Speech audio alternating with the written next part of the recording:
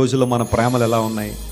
అవసరాల ప్రేమలు, ఏదైనా అవసరం ఉంటే ప్రేమించడం, అవసరం తీరిపోయిన తర్వాత నువ్వెవరో తెలియదు అన్నట్టుగా ప్రవర్తించడం.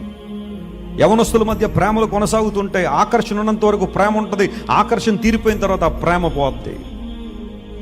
మోజు తీరేంత వరకు ప్రేమ, మోజు తీరిపోయిన తర్వాత ఆ ప్రేమ లేకనందువల్లే కదా చాలా మంది ఈరోజు సూసైడ్ చేసుకుని చనిపోతున్నారు. డబ్బు ఉన్నంత వరకు ఒకలాంటి ప్రేమ, డబ్బు లేకపోతే మరొకలాంటి ప్రేమ. అబ్బాయిలు జాగ్రత్త వినండి, మీ జీవితాలు చాలా చాలా ప్రాముఖ్యమైనవి.